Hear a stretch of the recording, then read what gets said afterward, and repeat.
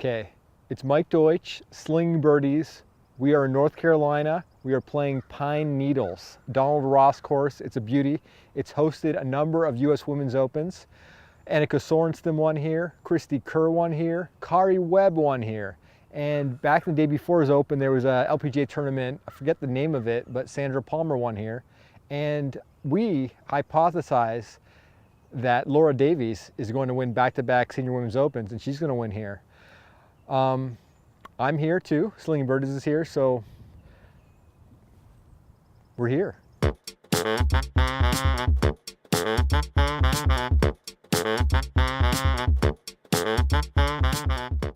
First of all, I've never met a Dane before. In America, like, the closest I got to it was I met Dame Edna, like my grandmother. But she's like an imaginary Dane. So what was that whole ceremony like? Did you get to meet the Queen, obviously? Well, no, the Queen didn't do it that day. I've been to the palace twice before and met the Queen. She did the honorary those particular days, but this was her daughter, Princess Anne. She did. They spread the awards out. Otherwise, she'd be there all the time doing it. So the two boys do it, and Prince Charles. So yeah, it was Princess Anne's day when I went. Did they do it with like a scepter or like? No, that's the men. They get knighted. They get on one knee. It's just a pinning on of the medal and a little chat. Yeah. Very cool. Who were the golfers you looked up to when you were growing up? Without doubt, Nancy Lopez. She was always my favourite. I always wanted to try and be like Nancy. And the rest of them, there's so many good ones. Paddy Sheehan, Betsy King. I mean, they weren't particularly that much older than me, but when I started playing, I didn't play pro clubs 21, so I was already quite old compared to nowadays. Sure.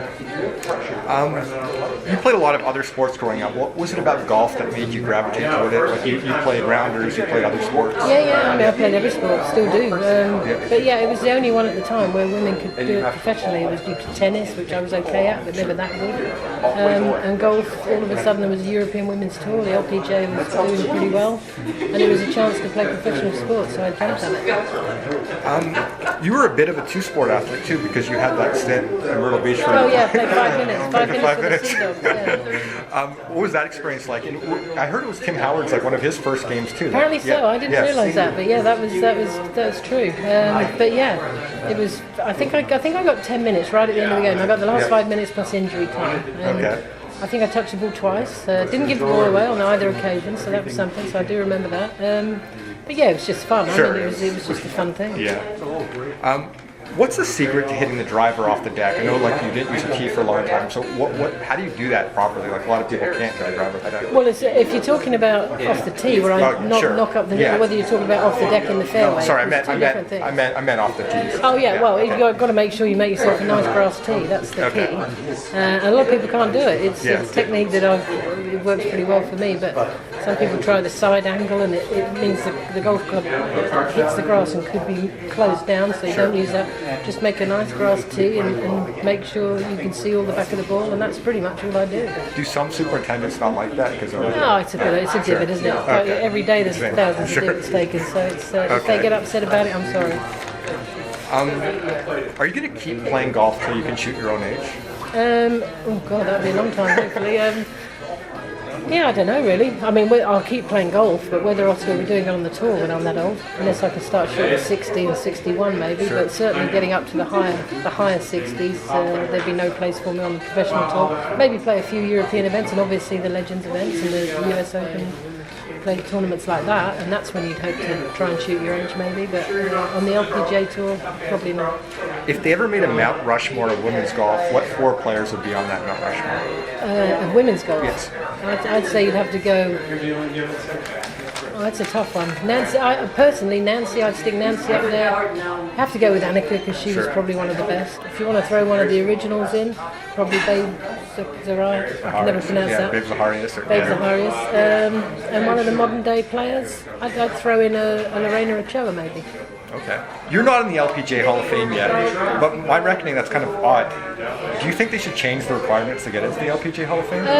Well, they can change them if they want, but certainly don't change them for me. Don't make up a new points system. And if you had other categories like international wins and stuff like that, but personally, I knew the points when I started playing, and I haven't managed to do it, so I don't deserve a place in the LPGA Hall of Fame. I was lucky enough to get in the World Golf Hall of Fame, and that's nice. You're known for being an aggressive player, right? At the top level of the game, why is laying up often the mistake? Like why is being timid Well, it depends if you want to make a nice check or win tournaments. And Okay. there's your basic difference. Okay. The players that win a lot of tournaments aren't scared to fail. I've had 9s down the last trying to win tournaments with eagles, and I've also had eagles down the last to win tournaments. So I'd rather take my chances on the 9 to get the 3 than just lay up. And sometimes you've got to be smart because you might have a big enough lead. But if you can sniff the trophy and you need to do something, you've got to go for it. And those that don't go for it are only interested in the money. Have you ever had a swim coach? I know that you haven't. No, my basically, recollection. no. Were you ever tempted to, like maybe during a slump or something? Or? No, not really. My coaches are Sevi and Ian Woosnam, people like that. In the early days when I was learning, I would watch them. I watch a lot of people. I wouldn't necessarily. If Sevi was a coach, then yeah, I'd love to have had Sevi as my coach. But he was a tour player, not a coach. And I'm of the opinion if the coach can't hit it better than you, then I don't quite understand the mentality. It's like people trying to tell Tiger what to do. Sure. You know, I don't quite understand it because he can hit every shot in the book. I don't see why he needs people telling him how to do it, but everyone has to find their own formula. And I'm the odd one out. Every other player has a coach, so well, not everyone because there's a few players that don't. But yeah, you've got to go with it. If a coach builds you up to the point where when you go on the golf course you think you're invincible, then obviously you need a coach. Okay. In 2007, Lorena Choa won 8 tournaments out of like 25, and she won $4.3 million. And it's been 12 years now, and that single season money mark still stands.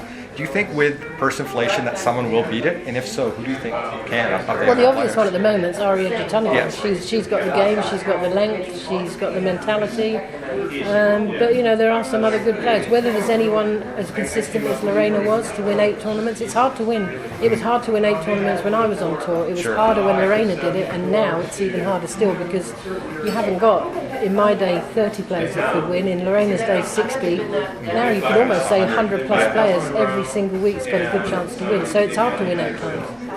You won this tournament last year by 10 strokes. Do you think the field's going to be harder and it's going to be harder to repeat it?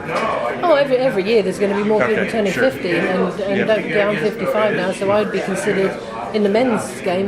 You know, once you go from 50 and they dominate for a while, and then once they get to 55 to 60, the really good players drop back. So as the years go on, it gets harder and harder because there is just an influx of really good, you know, older, young players, if that makes sense. But do you still, I mean, since you're active, though, do you still think you have an advantage? Oh, a massive and you won advantage. last year. Yeah, myself, Julie, Laurie Kane, anyone that still plays a full tour schedule like I do, and those other girls that I just said have a huge advantage because, you know, all right, I've just missed the cut in Phoenix. I played, you know, birdie 4 the last 6 holes. If this week, if we were at the US, that I can build on that. Whereas someone who's just sitting at home and maybe a coach, or they've got nothing to build on, they're going in cold and trying to play a championship golf course, and it's not easy. Do you remember the first thing you splurged on when you first won a big check? I bought a TV and a VCR player, not VCR, VCR, a VHS video player. Sure. Okay. And that was in 1985. So that was before the US Open. That was just like after. Oh yeah. I actually finished second in the Hennessy Cognac Cup, which was one of the big European events at the time. Finished second to Jan Stevenson and had a few quid in the bank, and that's what I bought. And it cost a lot of money in those days. Not so much now. During the 1996 Avian Masters, you got in trouble for watching the Euro Cup game between England and Spain. Considering that you won that tournament and they won that soccer match, do you regret that at all in retrospect? No, not at all. Yeah. No, it was a big game. I'll go to any lengths to watch England. In fact, England are playing at 3:45 this afternoon. I don't quite know what I'm doing, but I will have my phone on. Liverpool Football Club in England, I'll go to quite some lengths to see them play. That's just something I love to do, and a lot of people thought that was unprofessional. I had a 5-shot lead, I won by 5. Didn't do anyone any harm. My caddy had the TV, I wasn't holding the TV. Matthew had the TV, and I was just glancing at it when we were walking down the fairway, so it wasn't as if I was setting it on the ground while I was putting or anything. If they made like a Laura Davies movie, who would you want to play you, and who would you want to play your longest tenured caddy? I don't know. Well, Brad Pitt, definitely the caddy. That would do for me. I may as well be Jennifer Aniston. Okay. Going back to that 87 US Open breakthrough, you said before that like the aim point on that last putt, was like a 20-foot putt or? Oh, the one, the Brazil, the lady with the Brazil t-shirt on. Yeah, that was on the par 3 15th, and I hold a big right to left snake, and my brother was caddying, and he said, or was it left to right? Maybe left to right. And he said, just aim on the lady in the Brazil shirt. Sure. And he went in. Awesome. I think that's all I have for this. Oh yes, okay. So the PGA Tour recently recruited Davies to be the brand ambassador, like a celebrity brand ambassador, as a singer. Do you think the LPGA Tour should do something similar, like, you know, hire a celebrity to represent the tour? It's always nice. People like being around these music people and actors, and certainly music, because everyone loves listening to music. Yeah. If you could get someone on the women's tour that would love their golf. Well, we used to have Amy Grant. Really, she used to her and what was his name? Not Amy. Yeah, Amy Grant. Yeah. Forgotten his name, when we used to play in Nashville, but they always used to host that event. So, you know, maybe someone like that loves their golf would be good. Yeah, that'd be awesome. Well, thanks so much. Okay, Do people call you Laura, or do they now have to call you? No, Laura. Oh, Laura's okay. good. Yeah. Do you ever bring it up to, like, say you're making a reservation in a restaurant? Never, or no. okay. I did it for a laugh in Australia Yeah. a couple of years ago, because there was a category just flying on a Qantas flight. Yeah. And the guy, when I walked on, said, "Morning, Dame Laura," and I thought, "Oh, you reckon?" And then I realised it was on my ticket. Oh. So. But it's the only time I only did it for a laugh, just to Yeah. annoy the people I was travelling with. But no, I've never used it and never will. Awesome. Well, thanks so much, Laura. Okay, thank you.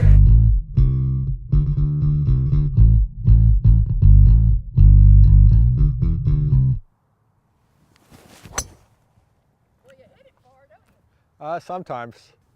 Okay, yes, fairway left. That's how you do it on number 6 here at Pine Needles.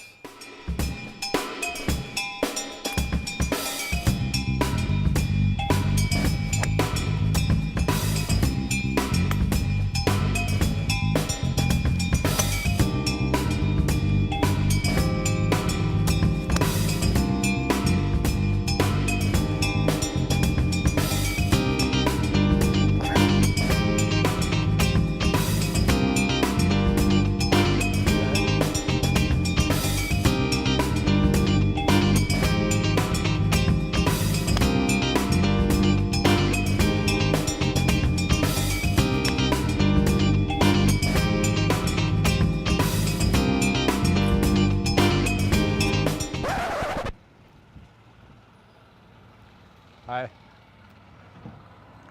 don't think he cares if I ring the bell, right?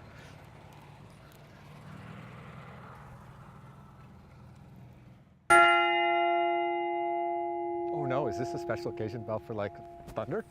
Is that for thunder? That's so loud. Yeah, that's really loud. That's not for like rainouts, is it?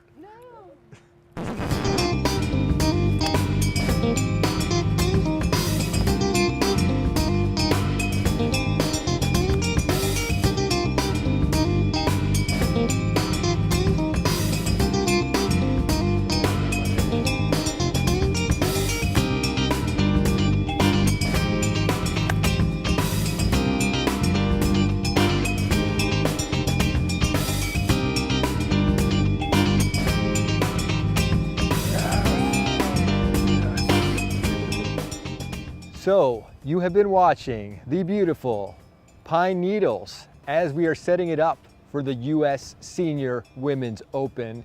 I've been showing you the Pine Needles, showing you how to hit out of the Pine Needles, showing you some of the undulated greens, a nice beautiful rolling sand hills country. This could be like tons of different conditions, and we were mirroring multiple conditions that may be experienced at the Senior Women's Open. I am very looking forward to it, and I hope you are too. Mike Deutsch, Slinging Birdies. It's been real, real.